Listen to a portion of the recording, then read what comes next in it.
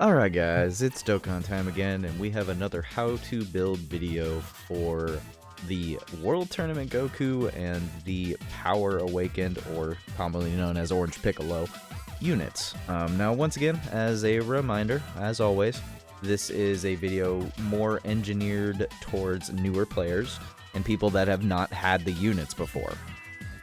If you're a veteran player and you know exactly how to build your unit, that's perfectly grand and fine. I'm happy for you. This is for newer players. It's not always meant just for you. So, with that in mind, we'll be pulling from two of these two banners here. We've already discussed and I have made videos for pretty much every other unit on here. Currently, we're missing World Tournament Goku, Cell, and then we are missing Piccolo on here, and quite a bit in here, actually. So I will be pulling Piccolo from here, and World Tournament Goku from here. We'll discuss Piccolo first, as he is probably the easiest one to talk about. So Orange Piccolo, Power Awakened Piccolo, he greatly raises defense on his 12 key super. He greatly raises attack and defense on his 18 key. But, oh, my bad. He also raises his attack for one turn on his 12 key. But that 50% defense raise is really amazing, I'm not gonna lie. So he also lowers attack and defense on his 18 key, and then he stuns on his 12. So looking at his Awakening passive, activate entrance animation, attack and defense 100%, and guards all attacks for 3 turns, so long as he has a bonded and master disciple category ally on the turn. So this is quite the big thing here. I'm not gonna lie. There is a huge difference between this guard being active for the first 3 turns and it not being active at all, because guard is a lot, man. Guard is a lot. It makes up for a lot. He's also got 100% defense here. But keep in mind that this Piccolo gets an additional attack and defense up to 150% with each attack received. So once he takes 1, 2, 3, 4, once he takes 4 attacks, he's instantly already pre-built over this defense.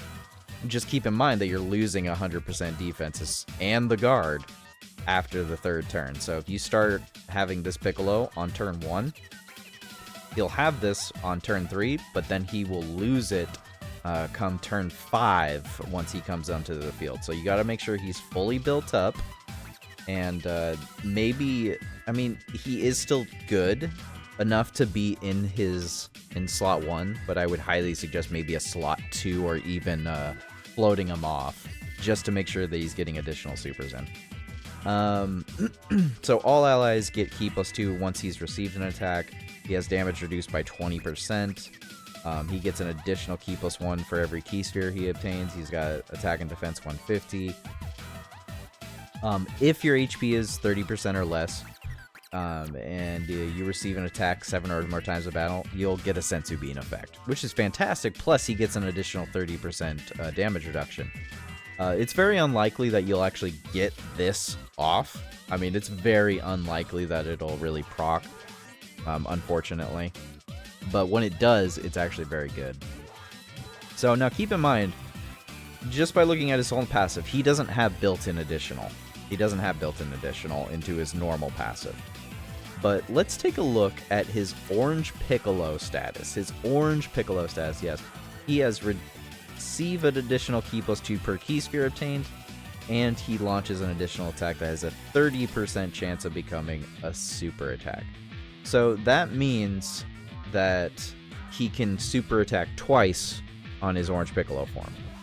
And if you have additional built-in, he can potentially super attack 3 times. Now keep in mind, 30% is a very low percentage chance of that becoming a super, so I wouldn't bet on it as much.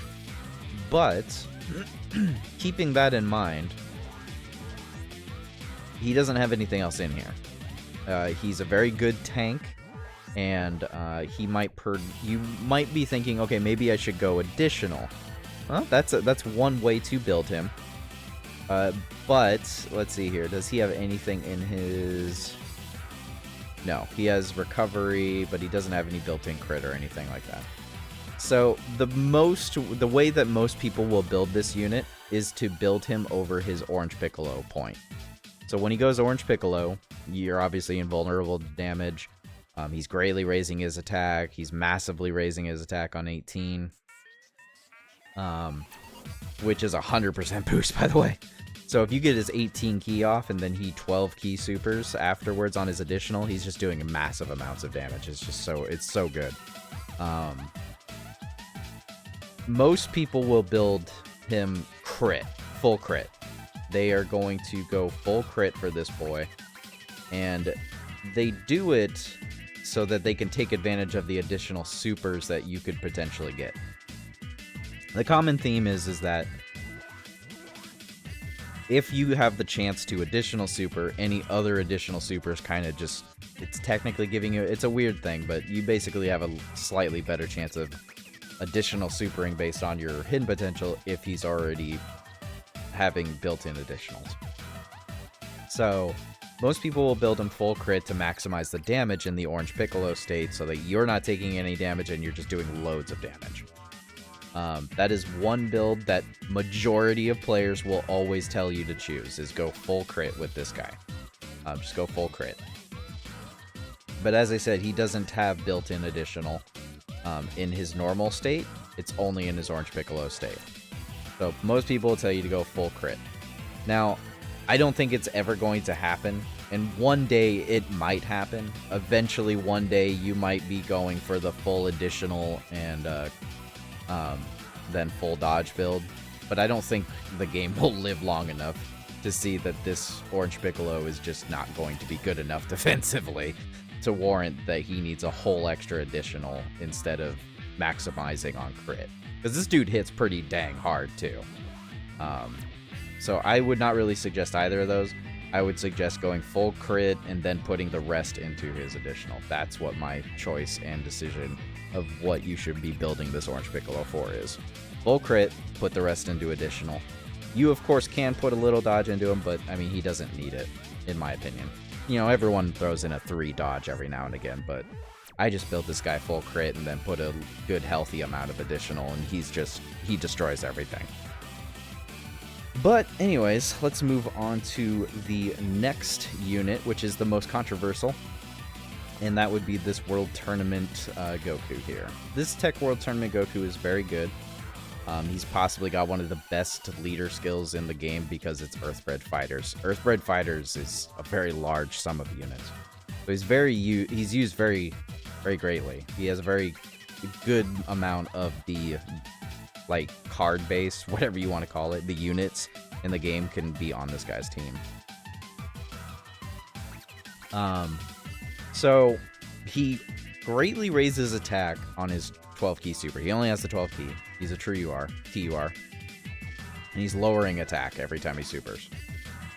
He has an active entrance animation, and he guards all attacks on that first turn. So you need to make sure that on that first turn you want to put him in harm's way with however many attacks are coming in so he can build up with that guard. He does get key +2 attack and defense 101% for 5 turns from the start of turn. But then he loses that after 5 turns. But he also gets key +3 attack and defense 150. He gets attack and defense 10% with each attack received up to 100%. And then he has attacks effective against all types facing only one enemy. And once again, we have this conversation every single time. Every time this pops up, I love to bring this up. Attacks effective against all types is not crit. It's not the same thing. It does not equal the same amount of damage. It is a very, very large chunk of damage that is just not very evident. It's really not. To put this into perspective, type advantage against all types is a 1.25% of the same class. So if Goku is attacking a super unit, he's got a 1.25 multiplier. Now keep this in mind. A type neutral is a 1.0 modifier, and a type neutral, like of the opposite class, so if he's fighting another TEQ unit that's an extreme unit, he's getting a 1.15 modifier. But when you have crit, when you actually crit is a 1.9 modifier. A 1.9 plus crit ignores defense. Okay?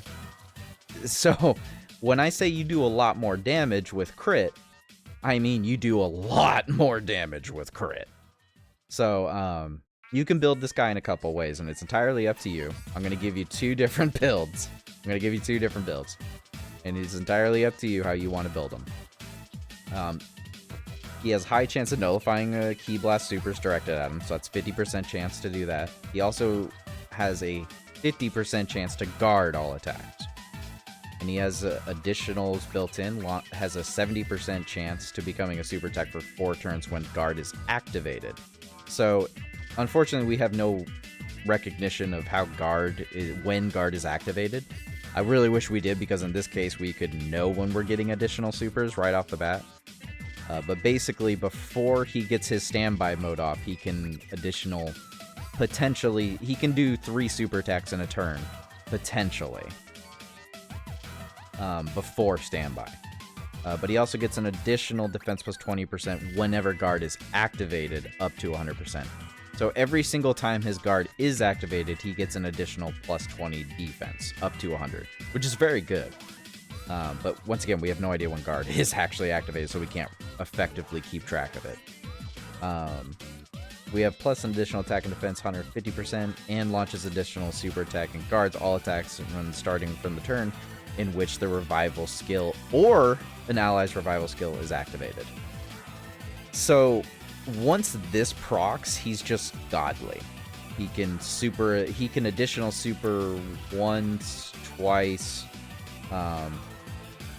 He can pretty much, I think, triple super? Yeah, he can triple super. Triple quad. He can quad super with his hidden potential.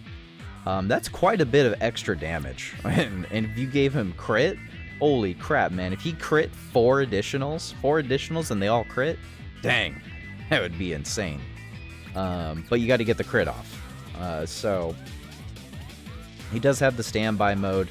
The standby mode is inconsequential. Like, you shouldn't even consider the standby mode as part of his hidden potential. But he does raise World Tournament and Earthbred fighters by defense of 50%. And all allies get Ki plus 3 and attack plus 59%. Plus, he also foresees enemy super attack, which is very good. It's just the likelihood of you actually getting into his standby is very low. So, you can activate the standby once you're below 59% HP, starting from the 6th turn. So keep that in mind, the 6th turn right here. 6 turns is a whole extra turn after you lose this 101% defense right here. So if you are not fully built up with this Goku from 10 attacks, you're going to be in trouble. Because he doesn't have guard anymore, and he doesn't have this extra 100% defense. You might get caught. It's very likely that he could get caught. You basically need to be in a point where you can enter standby mode or someone revive before he loses this. But anyways, so the point is here, he's got to get hit 10 times right here, and he also has to be hit enough to the point of where his guard is being activated. If his guard doesn't activate the 5 times that it needs to for this to activate, you're going to notice a very large difference in his defense. So yeah. Getting off that revive effect on him is very crucial. Late in the fight. But what have we learned here? He has attacks effective against all types. He can potentially quad super with hidden potential, but he triple supers just from his passive. But he does not raise defense on super. So, my initial first build that I will tell you is 100% just going to be straight up a crit and a little bit of dodge. Like full on crit. Like you just go bloody full on crit into this fool.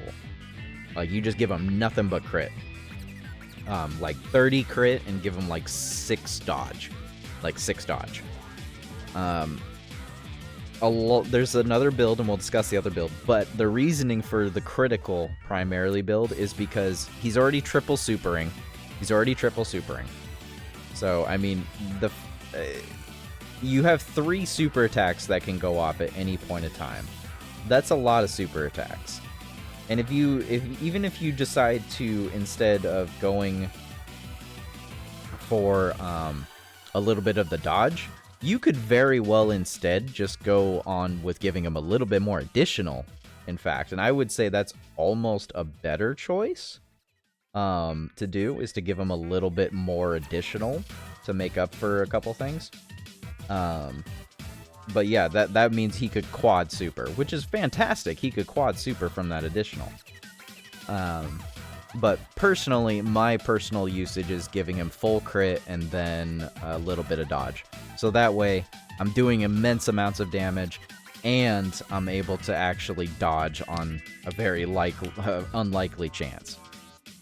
Most people are going to tell you, ignore crit, straight up, ignore crit, and just go for dodge and additional.